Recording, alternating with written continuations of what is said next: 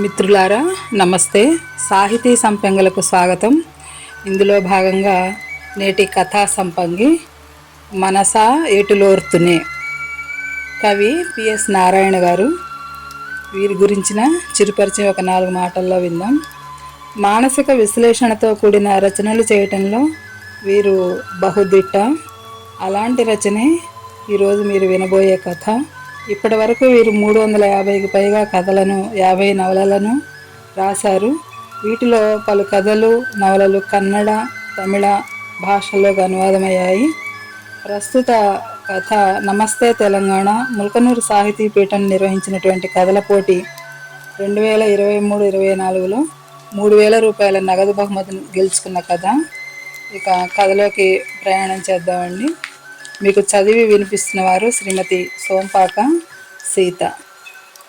రేపు ఎండాకాలం సెలవుల్లో బద్రీనాథ్ వెళదామనుకుంటున్నా, నువ్వు కూడా వస్తావా? కేశవ్ అడిగాడు రాఘవని. సాయంత్రం 6 గంటలప్పుడు వాళ్ళిద్దరూ వాళ్ళ ఇళ్లకు దాపులో ఉన్న పార్కులో కబుర్లు చెప్పుకుంటూ నడుస్తున్నారు. రోజు 1 గంట సేపు కాలక్షేపం, సంతోషాలు కష్టాలు పంచుకుంటారు. దాదాపు 4 సంవత్సరాలుగా జరుగుతున్న కార్యక్రమం అది. 7 ఇళ్లకు వెళతారు. జనవరి మాసం, చలి ఇంకా తగ్గలేదు. అందున ఈ సంవత్సరం మరింత ఎక్కువగా ఉన్నట్లు అనిపిస్తోంది. ఇద్దరూ ప్రభుత్వ ఉన్నత పాఠశాలలో ఉపాధ్యాయులుగా పనిచేస్తున్నారు. కేశవ్ తెలుగుని, రాఘవ్ సైన్స్ సబ్జెక్ట్ని బోధిస్తారు. 5 సంవత్సరాల క్రితం ఒకేసారి చేరారు. ఒకరికొకరు ఆకర్షితులై త్వరలోనే ఆత్మీయ మిత్రులయ్యారు. నివాసం ఉండేది ఒకే బస్తీలో. రాఘవ వాళ్ళ తాతగారు దగ్గరలోనే ఉన్న గ్రామం నుండి వచ్చి మహబూబ్ నగర్లో ఇల్లు కట్టుకుని స్థిర నివాసం ఏర్పరచుకోవడంతో అది అతడికి వంశపారంపర్యంగా వస్తున్న ఇల్లు అయింది. కేశవ్ వనపర్తి నుండి ఈ ఉద్యోగం వచ్చిన తర్వాతే రావటంతో అద్దె ఇంట్లోనే ఉంటున్నాడు.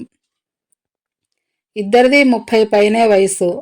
రూపం కూడా తెలుగు మాస్టారే అనిపించేలా కేశవ్ ఎప్పుడూ ధోతీ లాల్చీనే ధరిస్తుంటాడు. అంటకత్తెర వేసిన జుట్టు, చిన్న శిఖ.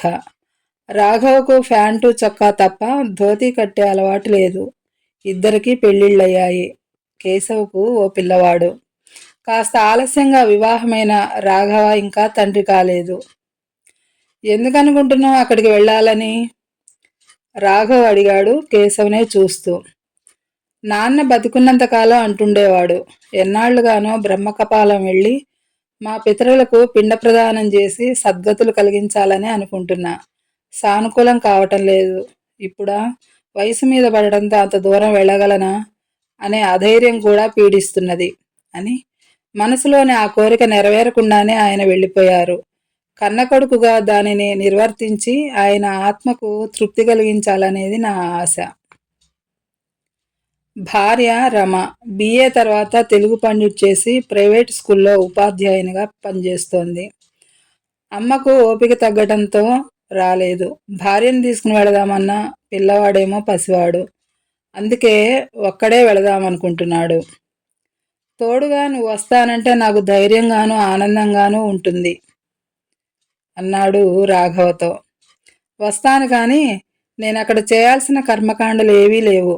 లక్ష్మీనారాయణ్ణి దర్శించుకోవటం, హిమాలయాల అందాలను ఆస్వాదించటం అంతే. అతడి తండ్రి 15 సంవత్సరాల క్రితం ఒకరోజు ఇంటి నుండి వెళ్ళిపోయాడు. ఎక్కడికి వెళ్ళాడో తెలవదు, ఎక్కడున్నాడో తెలవదు, అసలు బతికి ఉన్నాడో లేదో కూడా తెలవదు. నీ అంగీకారం నాకు చాలా ఆనందం కలిగిస్తున్నది రాఘవ. ఇక ఆ ప్రయత్నంలో ఉంటాను. అక్కడ నిర్వర్తించాల్సిన కార్యక్రమాలకు ఎప్పుడు బాగుంటుందో చూస్తాను అన్నాడు మిత్రుడి చేతిని అందుకుంటూ. ఏప్రిల్ మొదటి వారంలో వెళ్ళటానికి నిర్ణయించుకున్నారు ఇద్దరు. అప్పటికి స్కూల్లో పిల్లల పరీక్షలే కాకుండా పేపర్ల దిద్దటము అయిపోతుంది. బదరీనాథ్తో పాటు ఢిల్లీ, హరిద్వార్, ఋషికేశ్ చూడాలనేది వాళ్ళ ఆలోచన. ఢిల్లీకి రాను పోను 4 రైలుకు టికెట్లను రిజర్వ్ చేసుకున్నారు. కేశవ్ బ్రహ్మకపాలంలో చేయాల్సిన కార్యక్రమానికి వారి ఇంటి పురోహితుడు తనకు తెలిసిన వారి ద్వారా ఏర్పాట్లు చేశాడు. 15 రోజుల్లో బయలుదేరతారనగా ఒక రోజున రాఘవ తల్లికి దగ్గర బంధువు నుండి ఓ ఉత్తరం వచ్చింది. సుభద్రమ్మ 15 రోజుల క్రితం ఓ మిత్రుడితో కలిసి 9 రోజులు ఉందామని కాశీ వెళ్ళినప్పుడు అక్కడ ఒక అనాథాశ్రమానికి వెళ్ళటం తటస్థించింది. నాతో వచ్చిన మిత్రుడు ప్రతి సంవత్సరం పంటలు రాగానే ఆ ఆశ్రమానికి 10,000 రూపాయలు విరాళంగా పంపిస్తుంటాడు. ఈసారి ఎలాగూ కాశీ వెళుతున్నాం కదా, స్వయంగా ఇద్దామని నిర్ణయించుకున్నాడు. ఇదంతా ఎందుకు రాస్తున్నానంటే, అక్కడ ఆ ఆశ్రమంలో బావగారి ఫోటో చూశాను. 15 సంవత్సరాల క్రితం ఎవరో అపస్మారక స్థితిలో ఉన్న ఆయనను తీసుకువచ్చి అందులో చేర్చారట. అక్కడ అనాథగా చేరిన ఆయన త్వరలోనే కోలుకుని ఆ ఆశ్రమవాసులకు నాథుడై ఎంతో నిబద్ధతతో సేవ చేశాడట. అందరూ ఆయనను తమ కష్టాలు తీర్చేందుకు వచ్చిన దేవుడిగా భావించేవారట. అక్కడున్న అందరినీ దుఃఖ సముద్రంలో ముంచి బావగారు 2 సంవత్సరాల క్రితం ఆగస్టు నెల 8వ తేదీ ఏకాదశి సోమవారం నాడు శివైక్యం చెందారట. నిర్వాహకులే సంప్రదాయబద్ధంగా కర్మకాండనంతా గంగ ఒడ్డున జరిపించారట. నిస్వార్థంగా ఆశ్రమంలో చేసిన సేవలకు గుర్తింపుగా బావగారి ఫోటోను వారి ఆఫీసులో పెట్టారు. బావగారు తన వివరాలను ఎన్నిసార్లు అడిగినా చెప్పకపోవడంతో వారు ఆయనకు కావలసిన వారికి ఆ విషయాన్ని తెలియజేయలేకపోయినట్లుగా చెప్పారు. బావగారి ఫోటో చూసి నేను గుర్తించడంతో నన్ను ఆ విషయాన్ని మీకు తెలియపరచమని కోరారు. నీ సోదర సమానుడు రామబ్రహ్మం. కొడుకు చదువుతున్న ఆ ఉత్తరంలోని విషయాన్ని వింటూనే సుభద్ర గొల్లుమన్నది. కేశవ్ కూడా ఆ సాయంత్రం పార్కులో కలిసినప్పుడు విషయం తెలుసుకుని ఎంతగానో బాధపడ్డాడు.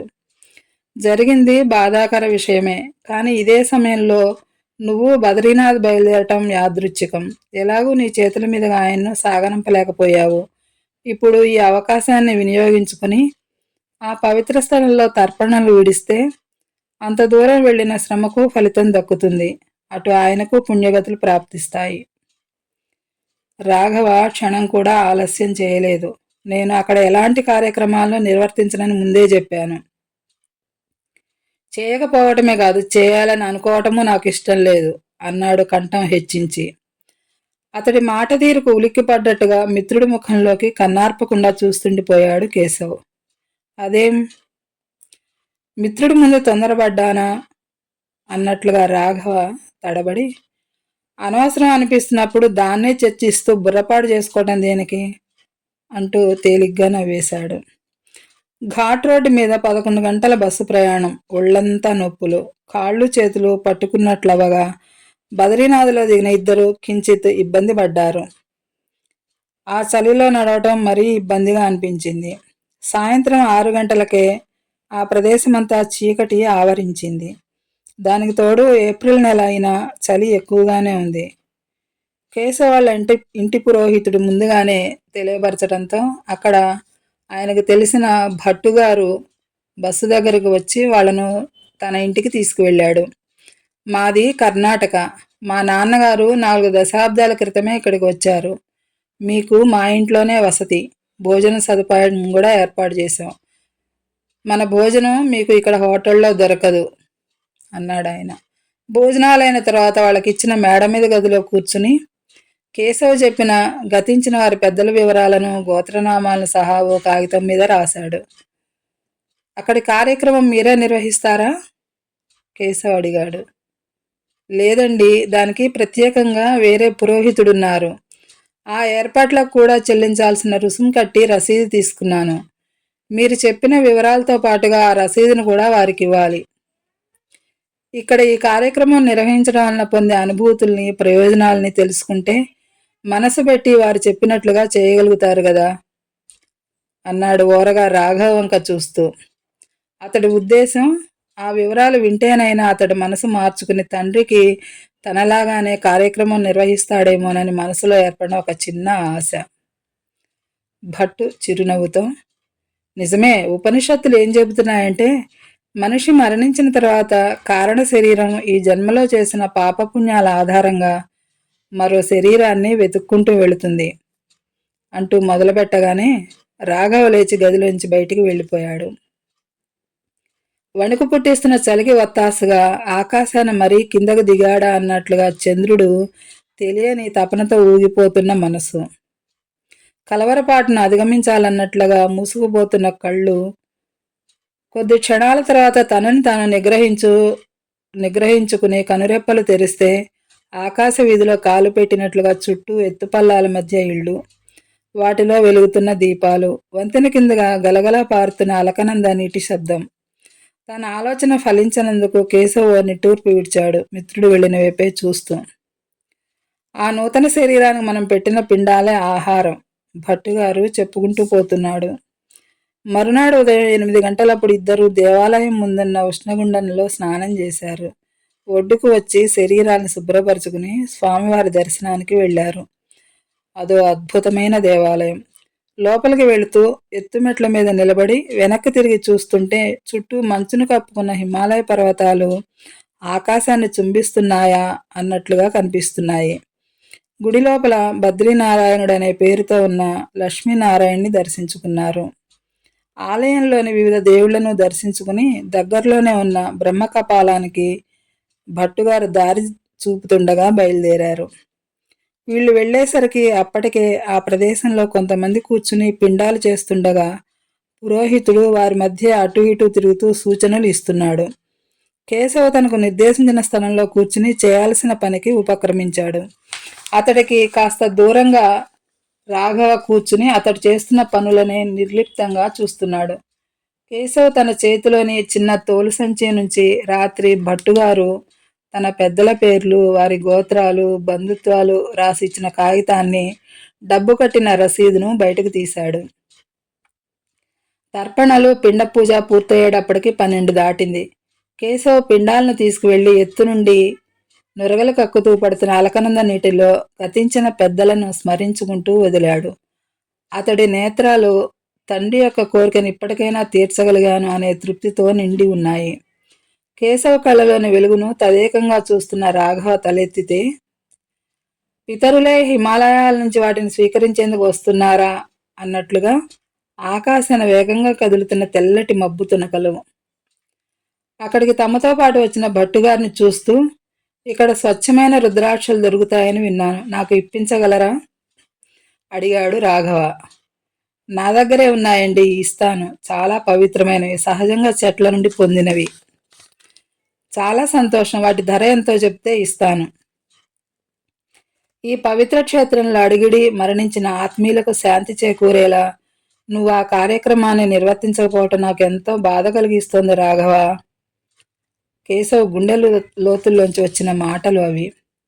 ఉదయం 6 గంటల సమయంలో భట్టుగారు వాళ్ళను బస్టాండ్లో దించి వెళ్లారు. అక్కడికి రాత్రి వచ్చిన బస్సు తిరిగి వెళ్లేందుకు రెడీగా ఉన్నది. అందులో కొందరు ప్రయాణికులు అప్పటికే ఎక్కి కూర్చున్నారు. చలికి తట్టుకోవాలన్నట్లుగా స్వెట్టర్ తొడుక్కుని మంకీ క్యాపులు పెట్టుకున్నారు ఇద్దరు. దేవుళ్ళ మీద నమ్మకం లేదా అంటే నమ్మలేను. నాతో పాటు దేవుళ్ళందరినీ భక్తితో దర్శించుకున్నావు. పవిత్రమైన రుద్రాక్షలు కొని మెడలో వేసుకున్నావు. ఇన్నాళ్ళు ఏమయ్యాడో తెలియని మీ నాన్న మరణించాడని తెలిసినా తర్పణలు విడవటానికి మాత్రం అంగీకరించలేకపోయావు, నిష్ఠూరంగా అన్నాడు కేశవ్. రాఘవ మాట్లాడలేదు చాలాసేపు. మిత్రుడి మాటలు వింటూ ఇబ్బందిగా చూశాడు. అంత చలిలోనూ ఎండిపోతున్న నోటిని తడుపుకుంటున్నట్లుగా నాలుకను అటు ఇటు తిప్పాడు. కేశవ, నువ్వు నాకెంతగానో నచ్చజెప్పాలని ప్రయత్నించావు. మనం బయలుదేరుతున్న సమయంలో అమ్మ కూడా నన్ను ఆ విధిని నిర్వర్తించమంటూ కన్నీరు పెట్టుకోవటం నీకు గుర్తున్నది కదా. అయినా నాకు చేయాలని అనిపించలేదు, అందుకే చేయలేదు, తల వంచుకొని అన్నాడు మళ్ళీ. ఇంకా అయిపోయిన దాని గురించి చర్చించడం అవసరమంటావా అన్నాడు రాఘవ. కేశవ్ మాట్లాడలేకపోయాడు. తర్వాత అరగంటలోనే బస్సు బయలుదేరింది. పచ్చడి చెట్ల నడుమగా లోయలోకి జారిపోతున్నదా అన్నట్లుగా పోతున్న బస్సు. మంచుతో తడిసి అద్దాల సందులలో నుండి ప్రయాణికులను ఇబ్బంది పెడుతూ వీస్తున్న చల్లటి గాలి. అమాయకురాలైన ఓ ఆడపిల్లని ఏ వ్యక్తి అయినా కిరాతకంగా నాశనం చేసి ఆమె జీవితంలో వెలుగును అతిహేయంగా చిదిమేసి చీకటితో నింపివేయటం భరించగలిగే విషయమేనా? అలాంటి మనిషి చస్తే శాస్త్రాలు చెబుతున్నాయంటూ వారసులు, మాసికాలు, తద్దినాలతో అతడి ఆత్మకు ఆహారం పెట్టడం సమంజసమా?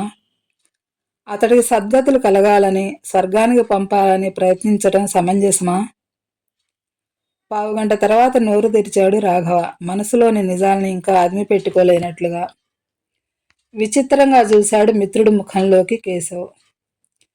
ఎవరతను? మనసులో రూపు ఏర్పరచుకుంటున్న అనుమానం అతడిలో ఆరాటాన్ని పెంచసాగింది. రోజూ వచ్చే పని మనిషి ఆరోగ్యం బాగోలేక 12 ఏళ్ల కూతుర్ని పంపింది. ఇంట్లో అతడు తప్ప ఎవరూ లేరు. తెలిసి తెలియని వయసులో ఉన్న ఆ అమ్మాయిని అదను చూసి కాటేశాడు అతడు. అందున ఆ పిల్ల ఎవరికీ బాధను చెప్పుకోలేని మూగది. ఇంటికి పరుగెత్తికెళ్ళి ఏడుస్తూ తల్లికి సైగలతో చెప్తే ఆమె అర్థం చేసుకుని తన వాళ్ళందరినీ తీసుకుని కర్రలు కత్తులతో ఇంటి మీద దాడి చేస్తే అతడు భయంతో పారిపోగా ఆ కొంప చిన్నాభిన్నమైంది. ఆ ఇంట్లో మిగిలిన వారి మనసులు అవమానంతో చచ్చి శవాలయ్యాయి. 15 సంవత్సరాల క్రితం ఆ నికృష్టపు పనిచేసిన అతడికి మనం ఇక్కడ ఇప్పుడు మనవాడు అనే ఒకే ఒక కారణంతో స్వర్గద్వారాలు తెరిపించాలా? ఎవరతను? తన అనుమానం నిజం కాకూడదని దేవుడిని ప్రార్థిస్తూ అడిగాడు భయం భయంగా కేశవ్. నేను నాస్తికుడిని కాదని నీకు తెలుసు. నీ మాట అమ్మ మాట వినకపోవటానికి అసలు కారణమేమిటో ఊహించలేక తపన పడుతున్నావని తెలుసు. 15 సంవత్సరాలుగా నిజాన్ని మింగలేక కక్కలేక నాలో నేనే కుమిలిపోవటానికి అలవాటు పడ్డ నన్ను మా బంధువు నుండి వచ్చిన ఉత్తరం మరింత కుంగదీస్తూ అడకత్తెరలో పెట్టి నొక్కసాగింది. నీ ముందు ఇంకెన్నాళ్ళీ దాగుడు మూతలు? చటుక్కున ముఖాన్ని 2 చేతులతో దాచుకున్నాడు. అయ్యో! తెరుచుకున్న మిత్రుడి మనసును చూడలేనట్లుగా తల వంచుకున్నాడు కేశవ్. గరుడ పురాణంలో చెప్పినదంతా నిజమే అయితే అతడు నరకానికి వెళ్ళి అక్కడ ఆ శిక్షలన్నీ అనుభవించక తప్పదు. అతడి కళ్ళు కోపంతో నెత్తిటి ముద్దలవుతున్నాయి. ఆ అమ్మాయి బతికే కాదు, మా జీవితాలు ముక్కలయ్యాయి. తెలిసిన వారి దృష్టిలో హీనచరితులమయ్యాం. వారి చీదరింపులకు గురయ్యాం. బతకడానికి అమ్మ అడ్డమైన చాకిరీ చేసింది. వడియాలు పెట్టింది, అప్పడాలు వచ్చింది, కూరలు వండింది. వాటిని నేను సంచుల్లో పెట్టుకుని ఇంటింటికి తిరిగి అమ్మాను. మొదట్లో కొన్ని ఇళ్లలో వాకిళ్ళు ఊడ్చి అంట్లు తోమింది కూడా. వాళ్ళిచ్చిన సద్ది పదార్థాలను తెచ్చుకుని నాకు పెట్టి మిగిలింది తను తిన్నది. ఈ స్థితికి కారణం నాన్న అని గర్వంగా చెప్పుకోవాల్సిన మగవాడు కాదా? నరకంలో అన్ని విధాల శిక్షలు అనుభవించడానికి అర్హుడైన అతడిని నేనెందుకని కాపాడాలి? ఎందుకు రక్షించాలి? ఆవేశంతో ఊగిపోతున్నాడు రాఘవ. అతడి చేతి మీద చేయి వేశాడు కేశవ్ అనునయిస్తున్నట్లుగా. మరుక్షణంలోనే అతడి మనసులో భారతంలోని ఓ పద్యం మెదిలింది. తనువున విరిగిన ఎలుగుల ననువున బుచ్చంగవచ్చునతి నిష్ఠురతన్ మనమున నాటిన మాటలు విను ఎన్ని ఉపాయములను వెడలు నేయధిపా. మిత్రుడి ముఖంలోకే స్తబ్దుగా చూస్తూ ఉండిపోయాడు కేశవ్. శరీరానికి తగిలిన గాయాలకు చికిత్స చేసుకుని ఆ మనిషి విముక్తి పొంది ఉండవచ్చు, కానీ జీవించి ఉన్న ఈ మనిషి తన మనసుకు కలిగిన గాయం నుండి ఎప్పటికీ కోలుకోగలిగేను. మిత్రులారా, కథ సమాప్తం. మీకు ఈ కథ నచ్చినట్లయితే లైక్ చేయండి, కామెంట్ రాయండి, మీ మిత్రులకు షేర్ చేయండి. సబ్స్క్రైబ్ అవ్వకపోతే తప్పకుండా సబ్స్క్రైబ్ అవ్వండి. మరో మంచి కథతో మీ ముందు ఉంటానండి. అంతవరకు సెలవు. ధన్యవాదాలు.